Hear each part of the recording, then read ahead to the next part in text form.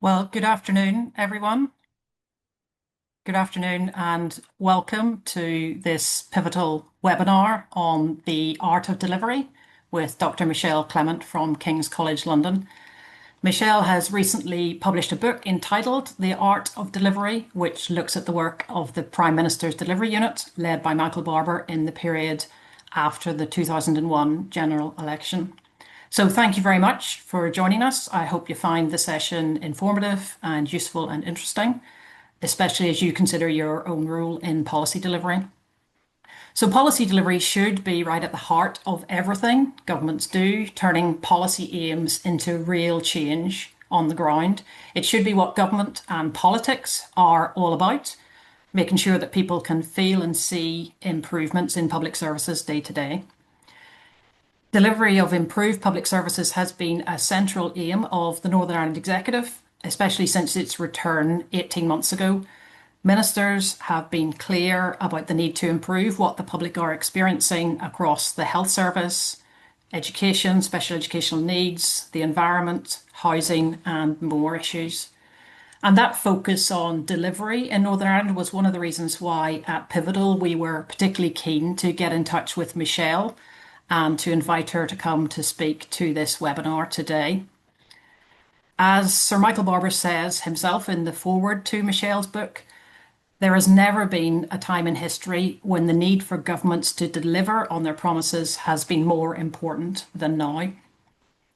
So on the call today, we're pleased to have civil servants, other public sector representatives, researchers, business organisations, some voluntary sector representatives, and some of the young adults who are part of Pivotal's new Policy Leadership Development Programme. So a very warm welcome to all of you. All of you have an interest in policy delivery from different perspectives, how we turn policy aims into actual change that makes a difference for people. The format we will be working to is, in a moment, Michelle will speak for about 20 minutes, and then there'll be a short response from me. And after that, it's over to you for questions. So please be thinking about what you would like to know from Michelle. So I'm going to hand over to Michelle just in a moment, but to introduce her. So Dr. Michelle Clement is a lecturer in politics at King's College London. Her research focuses on British government and public service reform, how prime ministers and cabinets craft policy programmes and create effective mechanisms to deliver. Michelle completed her PhD on the art of delivery, Sir Michael Barber and the Prime Minister's Delivery Unit 2001 to 2005. Michelle's PhD is the first academic study of the PMDU with access to Michael Barber's unpublished diaries from the period. And she developed that PhD into the book that she's going to talk to us about today. So we're really privileged and happy to be welcoming Michelle, and I will hand over to you. Thank you. Thank you very much. It's great to be here. Thank you very much for inviting me to join you, Anne. So I'm here today to offer a historical lens on the delivery of public service reform during one of the most transformative governments of our time. That's Tony Blair's New Labour government, 1997 to 2007. And as Anne mentioned, my specific focus is on the Prime Minister's Delivery Unit under Michael Barber, 2001 to 5. And this forms the basis of my book, The Art of Delivery.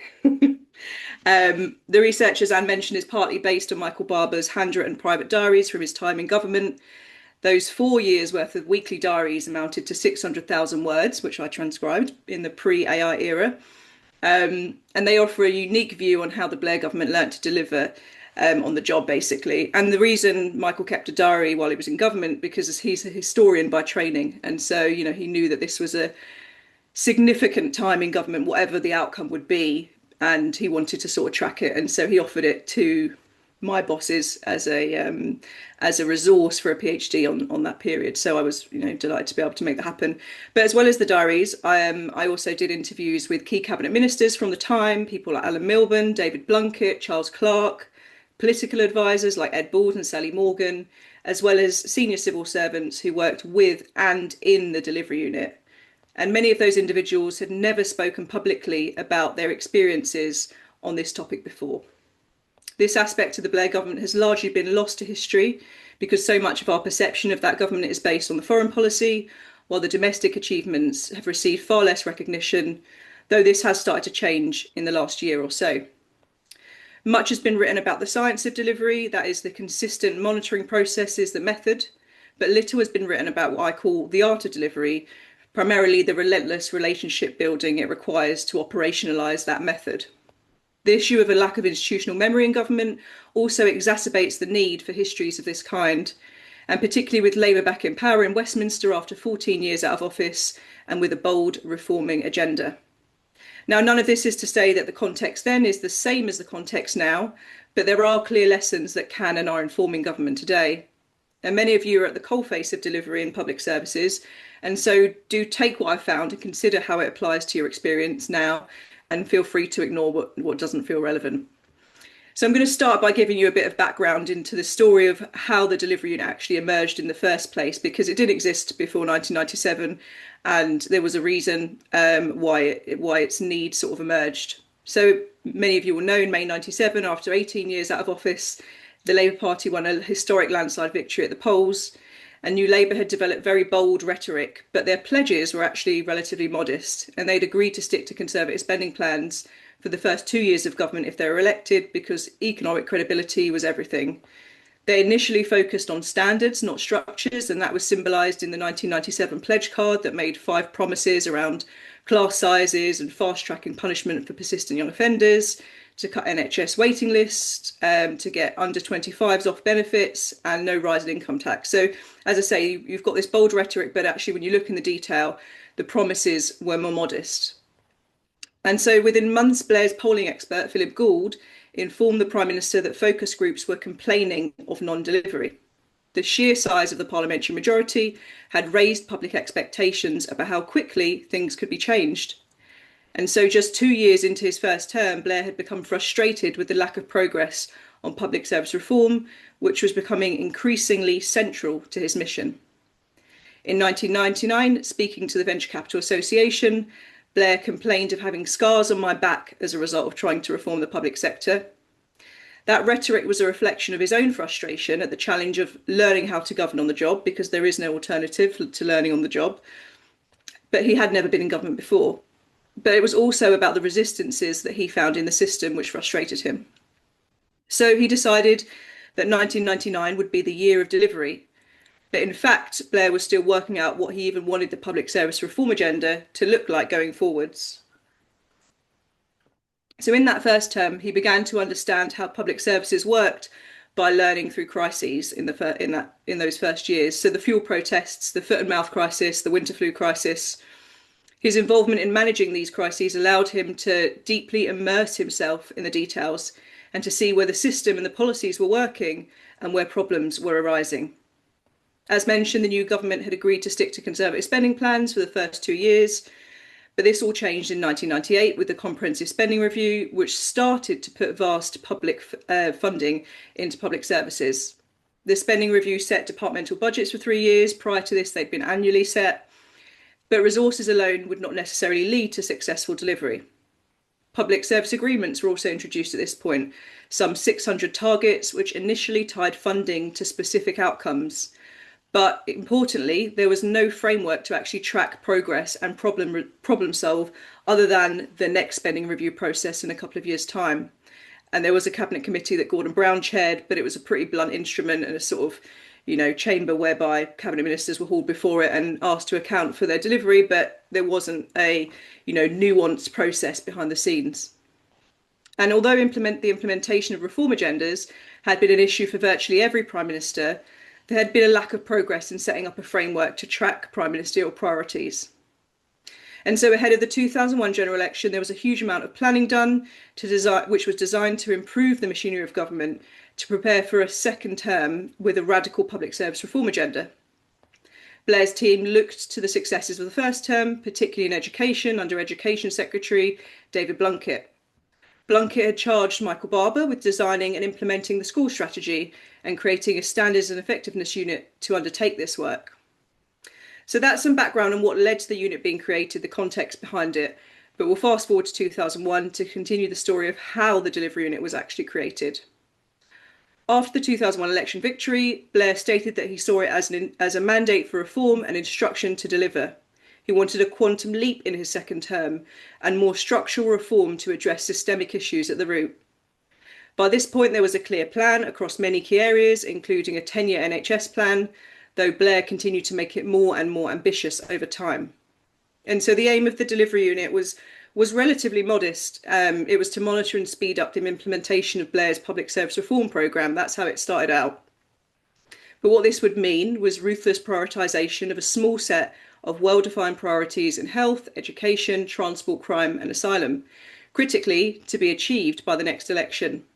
Blair chose Michael Barber to design and lead the unit, who by this point was a civil servant, having transferred from being a special advisor. Now, it's worth keeping in mind that the delivery unit was part of a much larger whole, a wider intellectual and institutional approach to reforming public services. It didn't operate in a vacuum. And this challenge of reforming the structures and the policies while also ensuring delivery was a very tall order. Alan Milburn, the Health Secretary from 1999 to 2003, told me that what you're doing is you're flying the machine and you're building it at the same time. So how did the delivery unit actually work in practice? Well, it was staffed by about 40 people, civil servants and consultants, mostly young civil servants, but there were some senior civil servants who Michael had worked with for a few years in education. And they shadowed the work of each of the delivery departments in education, in health, in the Home Office, and in transport. Barber kept the unit small on purpose because he didn't want it to become a large bureaucracy, overseeing an even larger bureaucracy. And often what happened with central units is that they started off small and they had a lot of attention and focus, but they became bigger and bigger over time and then were very easy to cut. And Michael was aware of that and didn't want that to happen to the delivery unit. He gave his team explicit conflict resolution training and guided them to work out how mutually beneficial outcomes could be reached before meetings with senior stakeholders. So those senior stakeholders had the power to delay or collaborate. And so they would do this kind of wargaming before these critical meetings to work out where is this permanent secretary going to come from in terms of their response? How do we think this Secretary of State is going to respond to this or this Minister of State? And they'd work out how they could consider those responses and basically alleviate them so that they could focus on the outcome that they wanted. So, there was a lot of time put into that relationship building. And as I say, many of these civil servants were quite young and were asking and sort of for accountability from far more senior and experienced civil servants. So it was quite an interesting position for them to be in. And many of them reflected on that when I interviewed them. So the delivery unit established new routines, what we would sort of define as the science side of delivery. That's delivery plans, quarterly delivery reports with league tables, stock takes meetings with the Prime Minister, priority reviews to tackle urgent problem areas, monthly notes for the Prime Minister to keep him updated, delivery training seminars for departments. And this was all starting to reorient the culture of the civil service towards delivery, because delivery was not an explicit function of the civil service before this period. The quarterly stock takes were the central mechanism for holding departments to account. The Prime Minister was in the chair. Michael Barber would start the meeting with a sort of 5-minute presentation on progress based critically on agreed data, and the Secretary of State and Permanent Secretary would account for their progress or lack of progress. Blair was personally and visibly committed to the work of the delivery unit over the Parliament. He even held annual press conferences to publicly explain where they'd got to every July, and purposely made these quite wonkish and professorial because, the perception of spin at the time, that media spin that the government was sort of suffering with, meant that people, there's a comms aspect to delivery as well. And so Michael Barber represented this, his background, he'd been a teacher, he'd been a trade union official, he'd been a professor. He represented this sort of dry way of explaining how delivery was actually progressing, and the idea was that people would actually believe him even if they found him boring. As an aside, the stock takes represented a new forum for collective decision making based on agreed data, with the key people present, including the cabinet ministers, the civil servants and the special advisors. And over time, this forum became really quite a powerful forum, because if you think at the start of in this case, a parliament, those individuals don't necessarily know a lot about the policy, where the policy delivery is at. But actually, if you're meeting every 2 or 3 months for 4 years, by the middle and sort of end of that process, you're all becoming very experienced on what's the data, where are the issues, where are we trying to unblock, what are the gaps in capacity, wider gaps in capacity that are emerging, how can we address them? So it's quite a business-like approach rather than a sort of government-led approach. And that government was certainly criticised for sofa government, but I would say bilateral decision making, that kind of thing. But this example, this forum, was quite a remarkable example of where you had the right people in the room with the right data, and over time really becoming the experts to improve outcomes. Now, of course, the delivery unit encountered challenges. Getting established was a significant challenge. It faced serious resistance from the Chancellor, Gordon Brown, as it was seen as a threat to Treasury control of the domestic agenda. The Treasury under Brown had broadened its remit to cover the so-called fairness agenda.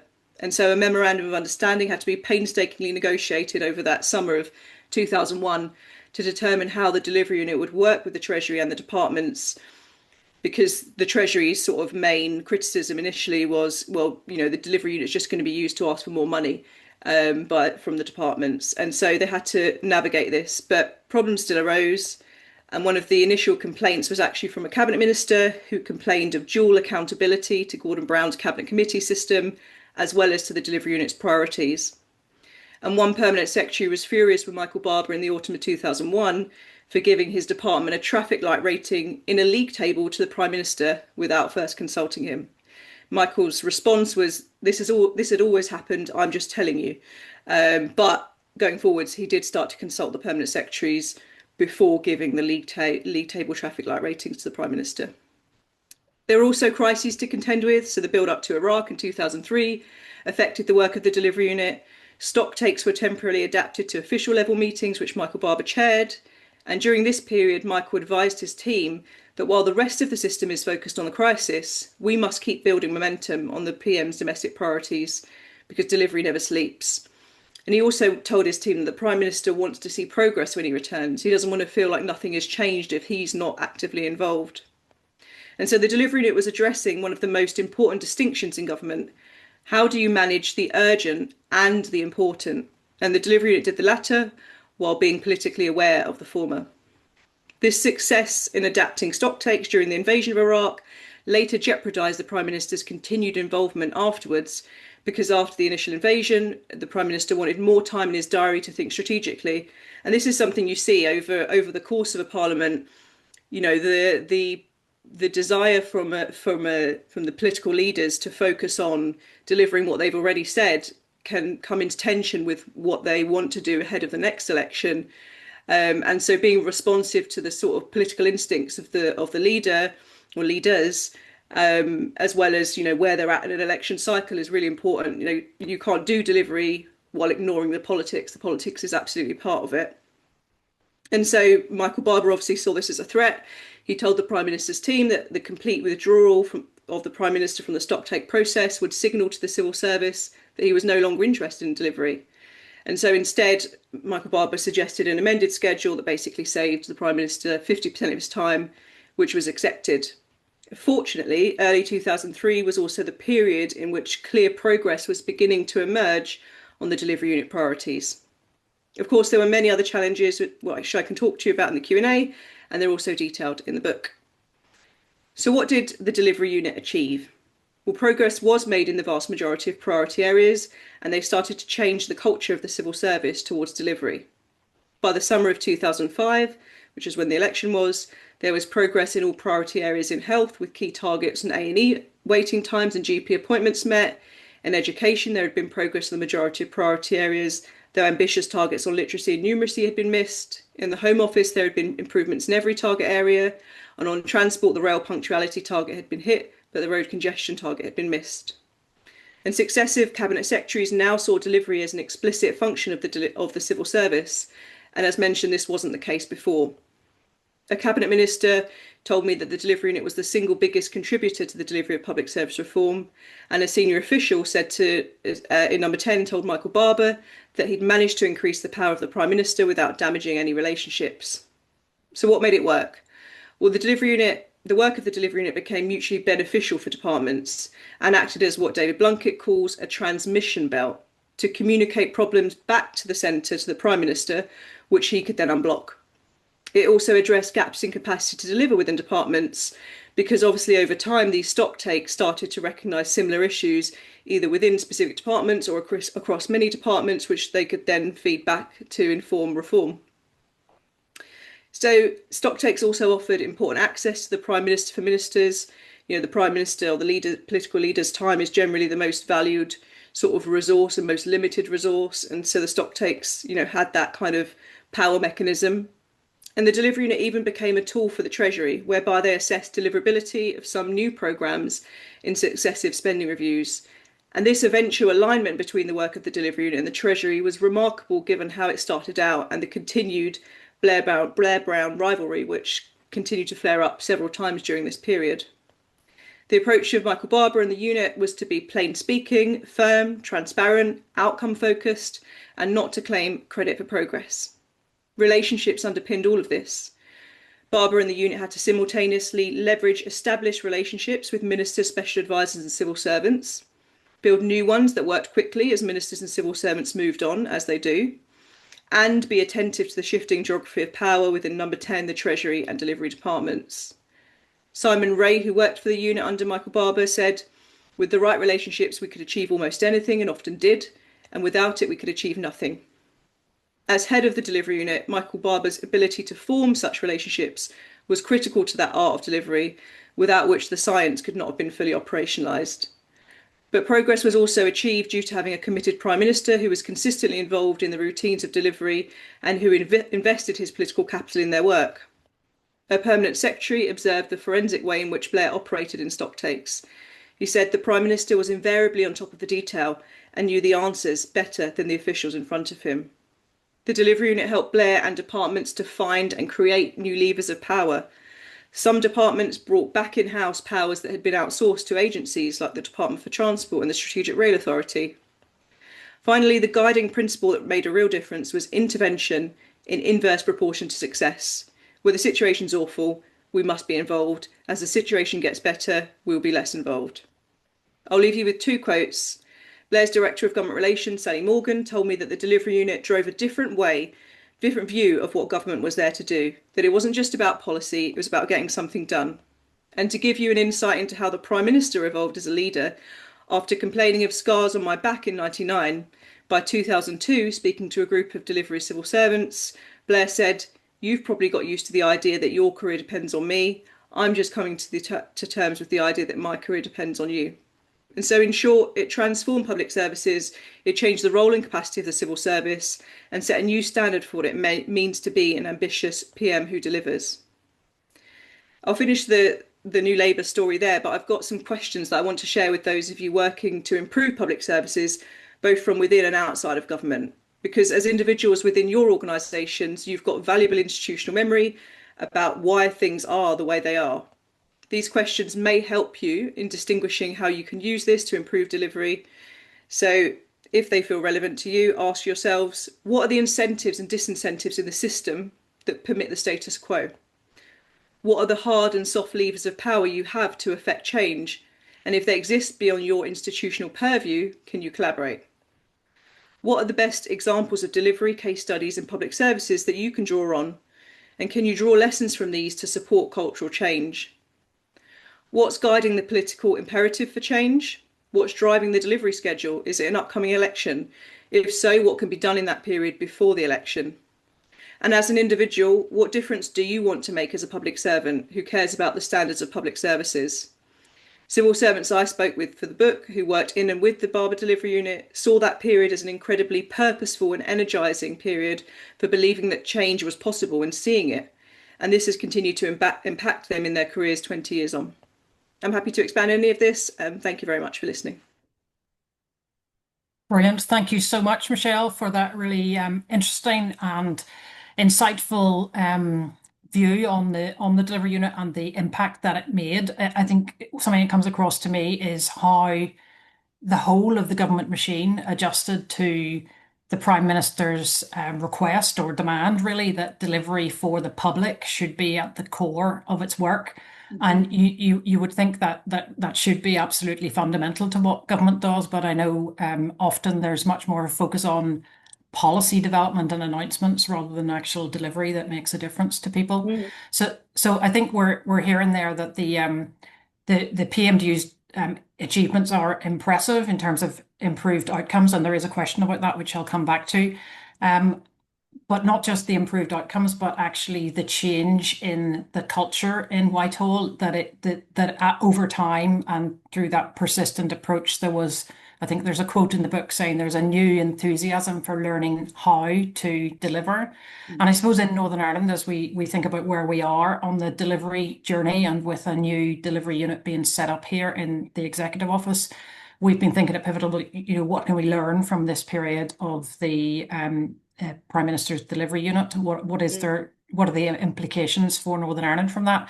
And the four things I would draw out from what you said and from reading the book are the absolute importance in the first instance of ownership and leadership from the most senior level. It was the Prime Minister's delivery unit, and it very much relied on his personal endorsement and attention and time. And if you read the book, you do see how Michael Barber is constantly battling to get the time with the Prime Minister and his attention, because he knows that is what is giving a status to the work that he's doing. So ownership and leadership at a senior level is vital. The skills and experience and status of the delivery unit team are central to success. So Michael Barber's own track record and reputation was very important for the impact that PMDU made, together with the skills and experience of the team. Mm.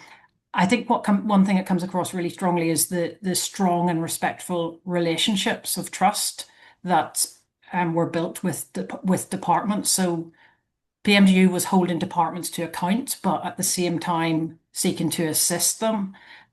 So improving delivery was a joint effort. It wasn't a confrontational relationship, although I'm sure it was at times. But the PMDU was seeking to add value to departments rather than to blame or harangue them. And then the fourth point I thought, just from what you said and from the book, was the importance of the processes of deliverology, or the science of deliverology, and how those, while your book doesn't go into those in detail because it's all written up elsewhere in Michael Barber's books, but the thorough and persistent focus on data delivery contracts, the stock takes, underpinned the whole impact. So I think those four things are big lessons for us here. We at Pivotal recently published a policy delivery in Northern Ireland report, which is on our website, pivotalpolicy.org, if anybody hasn't seen it or wants to have a look.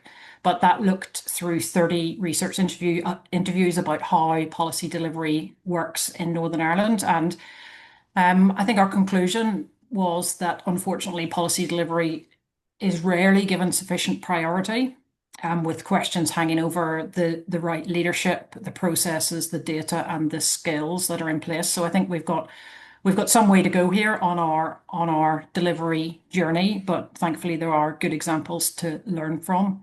And before I get on to the questions, and thank you to everyone who's put questions in the chat, and please do keep them coming, and we'll get through as many as we can. I just want to say one more thing at this point, because I got an update from the executive office about the delivery unit that's being set up here. So I'm not sure if anyone from TEO made it onto the call. Hello, if you're there, and if you're listening afterwards, good to have your engagement in this. And thank you to Patrick Gallagher, who's heading up the delivery unit, who gave me this update. So I'm just going to read out what I got from the delivery unit about their role. So this is what the executive office told me. So the delivery unit has been established in the executive office to keep a relentless focus on delivery against the executive's priorities. The executive has agreed that the delivery unit should focus initially on reducing the unacceptably long health waiting times that impact on so many people in society. The unit has been working with officials in the Department of Health to better understand the challenges of long waiting times, review current plans, and identify specific areas where it can support Department of Health in improving delivery.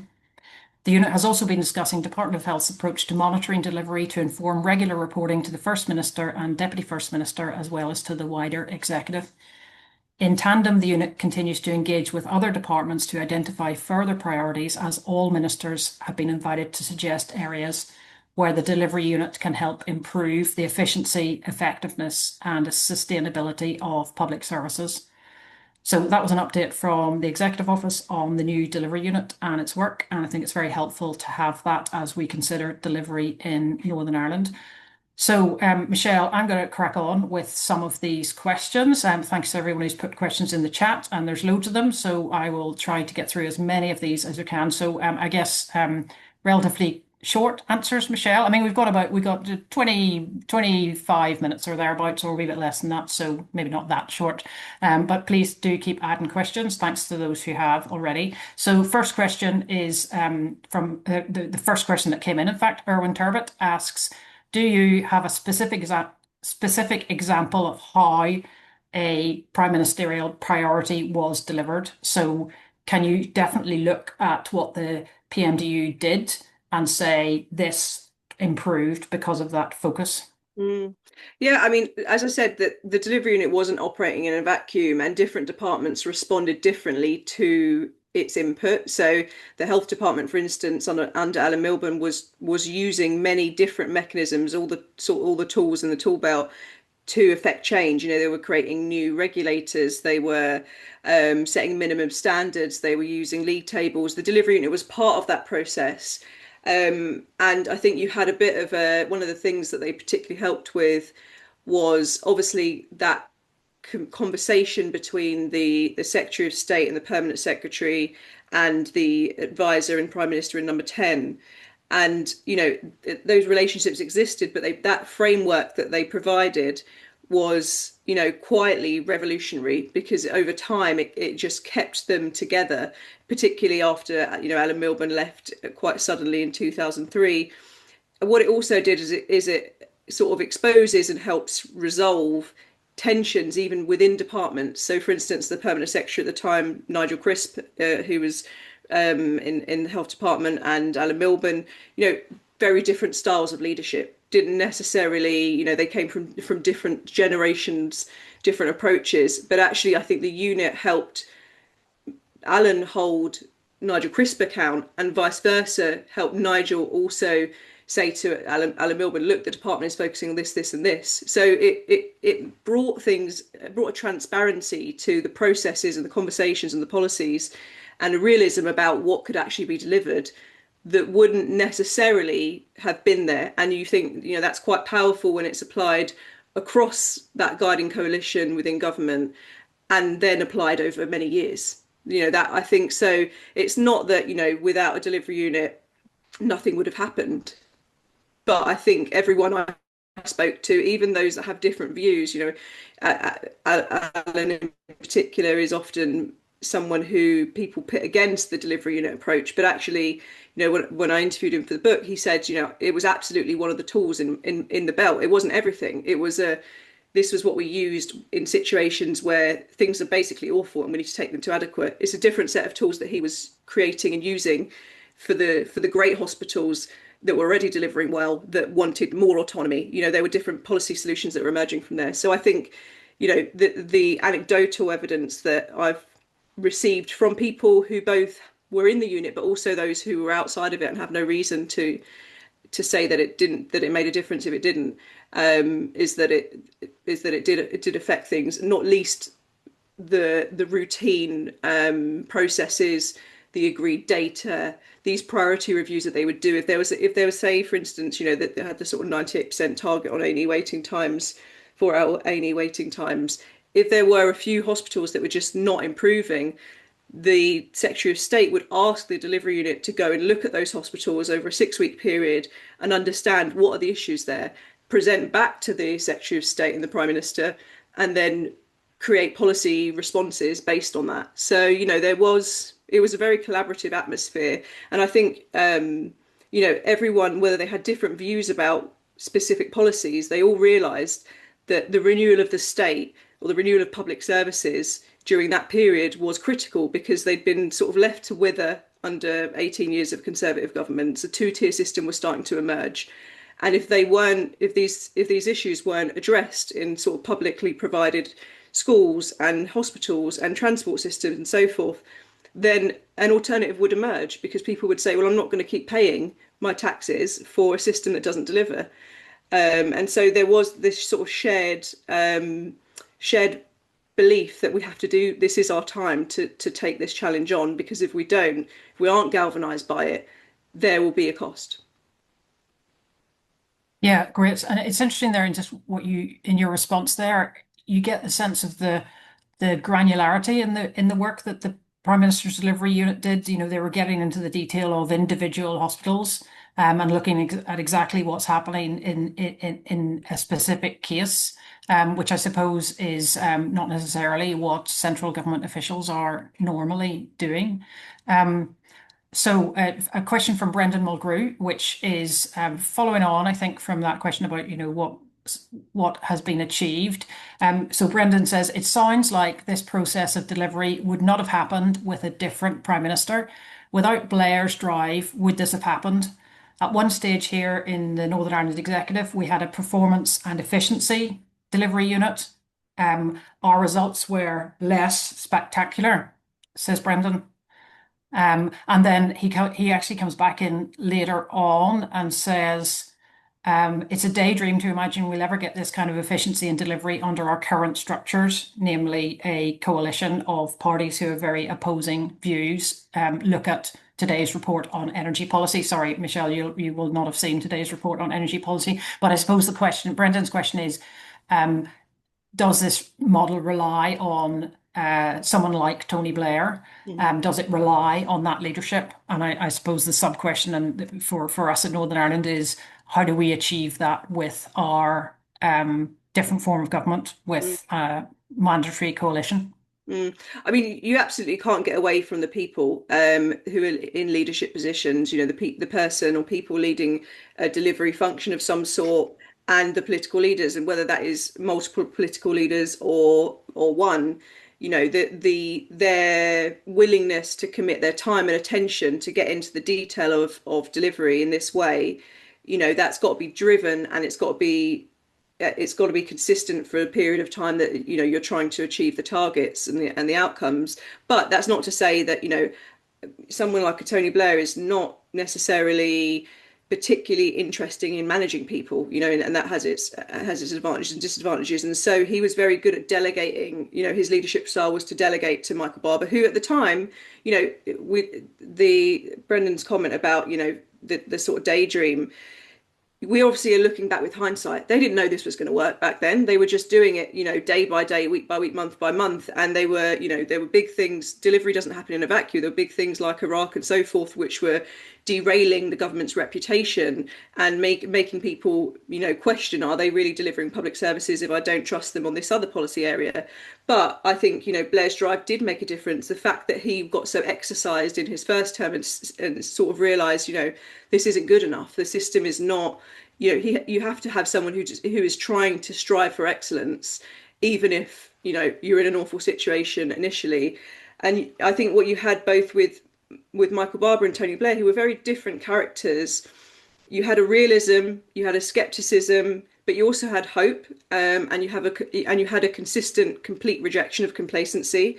And it's not that issues didn't emerge. You know, there were stock takes where, for instance, on the immigration issue, where 6 months later, something was followed up with the directorate, and it turned out they'd done nothing. It's not that it was all, and you know, obviously Blair was irate, and you know there was action sort of taken after that. But it's not that the book sort of tells the messy story of how this was done, and it tells it in sort of real time as much as possible with all the uncertainty in there. So you do need to have someone who understands. Look, you have to have leaders who understand that this is, if not now, then when? You know, we're here to do something. We've chosen to be in government, democratically elected or civil servants. There's a public service ethos here driving us. But you know, it's for the leader of the unit to be mindful of and to make the unit's approach bespoke to the leadership of the day. You know, this is obviously delivery has been used in other settings, you know, after this period in other political systems, but you can't get away of needing for it to be tailored to the style. You know, some leaders prefer campaigning and don't want to get into the detail of delivery consistently. Well, if that is the case, then you need someone who genuinely commands the power that they that they hold to be involved in these processes. So, I mean, hopefully that answers a bit, but I think you can't go away from the people, but the people aren't everything. Yeah, yeah. There's a couple of other comments on this same issue, which I might attempt to say something about in response. So Andrew Irvine says, can our shared system of two leaders, First Minister and Deputy First Minister, ever produce the focus of one highly focused and passionate PM? And then Tony Gallagher, the approach seems to require a clear set of agreed goals and a preparedness to accept the authority of the Prime Minister when there are disagreements on aspects of how it was working. That's more difficult in coalition government, virtually impossible in compulsory coalition, which is what we have here. I suppose what I would say, and look, I'm not here to speak at all. I'm in no position to speak for the executive office or the new delivery unit, but I suppose I think probably what they would say on this is, yes, obviously we have a shared system of government and we have a coalition between two parties who have, or sorry, a number of parties, and the two main parties have very different views about a lot of key issues. But I think what they're trying to do in their programme for government is establish common goals. So establish the common aim of reducing health waiting lists, improving special provision for children with special educational needs, making childcare more affordable, a stronger economy. So they're trying to find areas where they have agreement, and then they will focus on improving outcomes in those areas. So I think they're trying to put in place some kind of common purpose on things where there is agreement. You know, we need improvements in health waiting times. We need childcare to be more affordable. We need more affordable housing and so on. And there is consensus around those things, and therefore there is the leadership from the First and Deputy First Minister around those things. That's my attempt to answer that. But as I said, I'm not speaking for the executive office.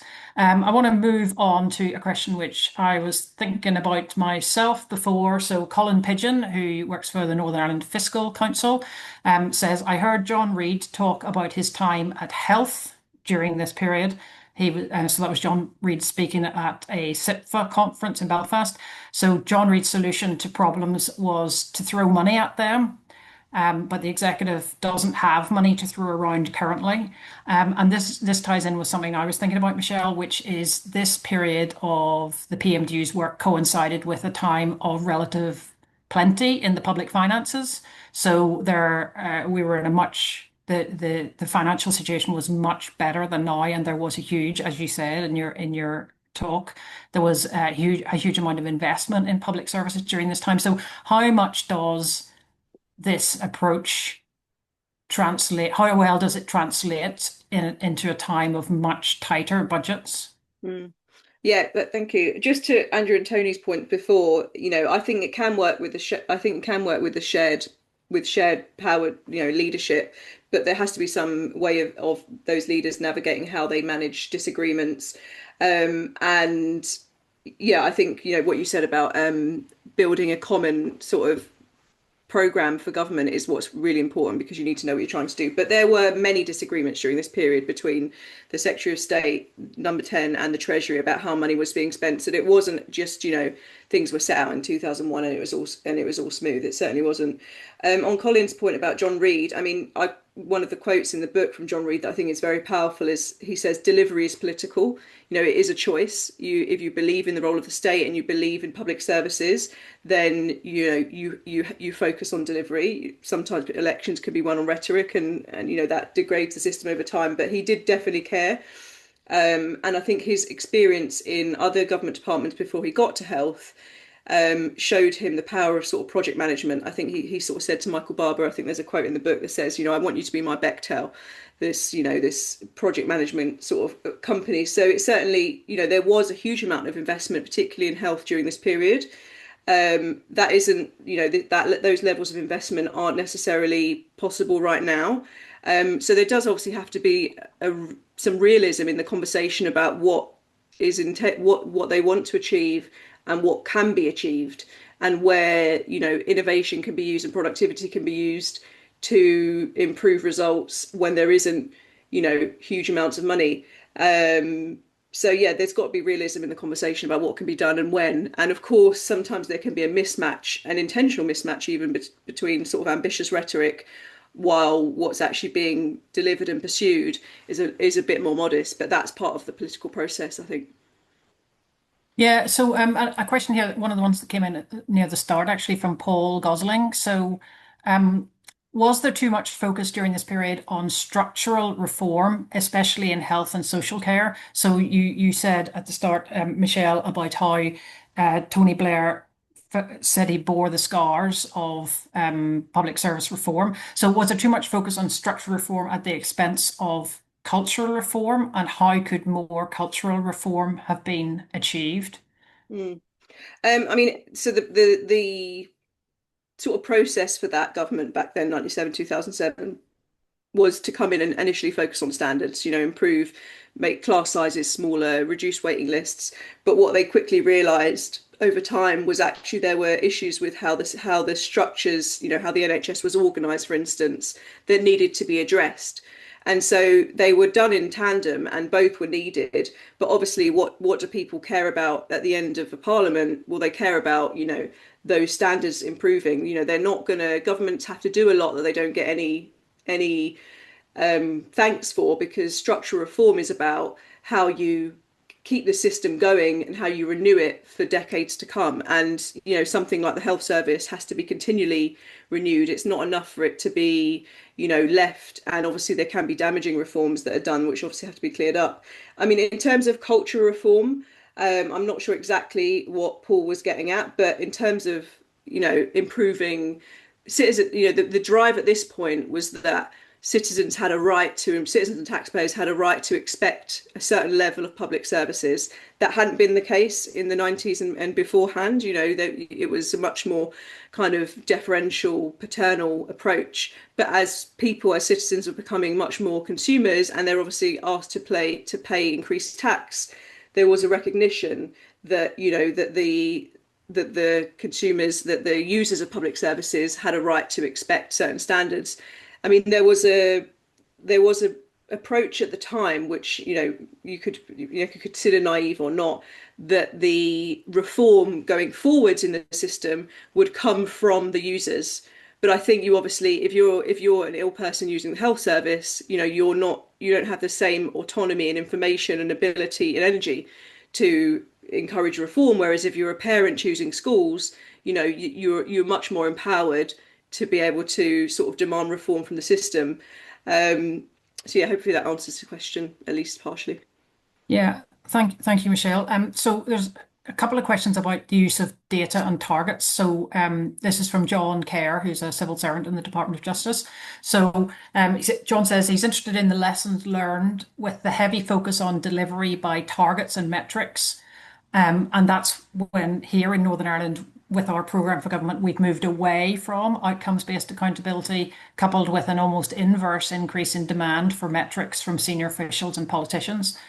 Are there, picking up Paul's point about cultural change, I think, are there any issues, lessons learned in ensuring that the focus on delivery and targets doesn't become the primary aim at the expense of true transformational delivery? So I suppose this is, can we become really so focused and fixated with our targets and our data and our reporting mechanisms that we miss the point of actual improved delivery? So how do you hold those things in balance? Mm. Yeah, I mean, this was a challenge at the time. There was plenty of criticism from sort of select committees and outside of Parliament as well of targets. And I mean, I would say that those initial 600 targets that were brought in in the 1998 spending review were partly to blame, because it was a lot more the Treasury telling departments that this is how you're going to deliver for the money we've already given you. And then that trickled down. I think over time in successive spending reviews, those targets were reduced.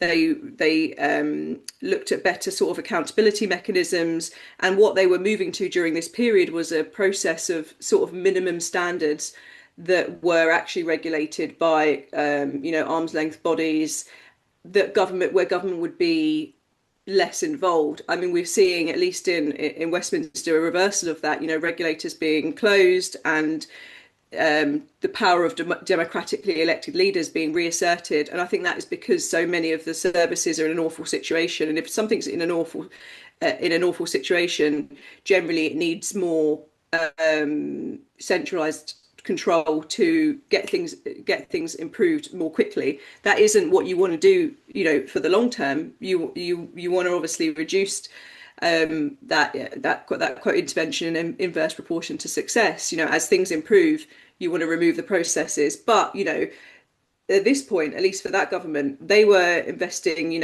billions of pounds of public money. And they were trying to be prudent in terms of saying, well, this is what that's actually going to deliver. And so, there needed to be a mechanism for accounting for that, and to governors to choose. You get elected into government, and you've got to make choices, and that means you won't do certain things, and it means the things that you do choose to prioritise, there will be more focus on that. As much as possible, there needs to be, as you were saying earlier, a granular focus on how those targets are being responded to by the public services that are using them, and where there is gaming and where there is negative consequences. But it doesn't negate the need for using them, especially when services are in an awful situation. So, time for maybe two more questions. I'm going to ask one from Thomas Lynch here. Thomas works at the Local Government Information Unit, I think. Um, so Thomas asks, he notes the fragmented leadership here and the fiscal situation as different contextual factors here compared to back then. Anyway, but his main question is about the quality of the relationship between central and local government, and it was quite a sorry, Thomas didn't say this, but my reflection on that period is it was quite a centralized approach, wasn't it? And so where was local government in that? And Thomas says, looking at the forthcoming outcomes framework between central and local government in England, are central local relations being overlooked in Northern Ireland? That latter bit is probably not for you, Michelle, but do you want to make some comment on what was happening in local government during this time? Yeah, I mean, I think a lot of local governments were deemed to have failed at this point. To improve schools. That I think they were seen as accepting complacency. Particularly where there were issues where poverty was affecting attainment, that kind of thing. And so what you saw that government do was kind of bypass local government in some ways, in that they went straight to the public service providers, straight to the hospitals and the schools and the teachers, and then created new mechanisms, whether that be league tables or whether that be new regulators, to manage that relationship beyond government. And so I do think local government weren't as involved during this period. Obviously that changes over time, but I think they were seen as accepting complacency for too long, basically, at least at the early stages of this period. But obviously, that's not an ideal situation. You would want local government to be working, cohesively with central government. And certainly the move nowadays is to, a lot more place-based focus for delivering services, and a recognition that local leaders know what the bespoke kind of challenges are for their area and how to resolve those. But we still have a democratically elected central government, and so they can't be divorced from the process. Great, thank you. I've got one final question. You're going to like this one, Michelle. This is from my colleague, Dr. James Greer, who is a research historian in his background. So this is a nice one for you. So the book has the benefit of access to Sir Michael Barbara's extensive archives. How did your expertise as an historian influence how you approach the topic and its sources? Mm. Well, I mean, it was a huge privilege to do a project like this, to be looking at these handwritten diaries and trying to make sense of them. I mean, the volume as a historian was huge, as I say, 600,000 words, and there was plenty of stuff in the diaries that wasn't relevant just to delivery. Michael Barber was doing other work with the British Council and all sorts. And so, yeah, it was incredible to track the uncertainty and put back the uncertainty into how that government, which you can pretty objectively look and say, look, they did improve public services. The extent to which you judge that it was transformed or whether it was improved is down to individuals. But to understand how that happened and the messy reality of that, and where there were consistent threads and where those key pivot moments where actually this conversation and this following through on what you said you were going to do, or following through on saying, look, one of the things Michael Barber did was when he spoke to permanent secretaries initially and secretaries of state, he said, look, if my team is acting incorrectly, if they're acting improperly, tell me, and I will, hold them to account, and we will work to improve our approach. And that he, followed that through. So I think seeing that was fascinating. Also, just seeing, the human frailties, as it were.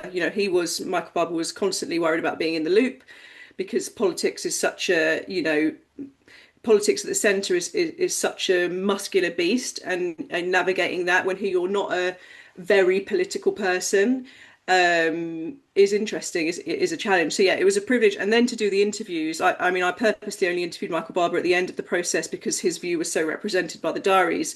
But doing interviews with people who I knew or at least thought were diametrically opposed to him, people like Ed Balls in the Treasury, people like Alan Milburn in health, some of the civil servants, that was fascinating to understand the nuance and to be able to, the thing with doing oral evidence and interviews is people don't always remember, but I could use the diaries to prompt them.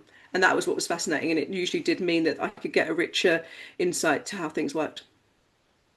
Great. Thank you, Michelle. It's 3 o'clock, so we will draw things to a close there. Can I just say a massive thank you to Michelle for her time and her insights this afternoon. It's an excellent book. Here it is. I also have it to hand. And a really insightful, useful webinar this afternoon that's given us a lot to consider here as we think about improving delivery in Northern Ireland. Thank you for all the questions that people submitted. I'm aware also there were various comments in the chat, which we will look at as well. We may not have got to all of them, but thanks everyone for getting involved there. You can get the book from Bite Back Publishing and probably other places as well, and I do definitely recommend it. And final thank you to Alan Mabon, who's been working in the background to host the Zoom call and make sure we could hear and see properly.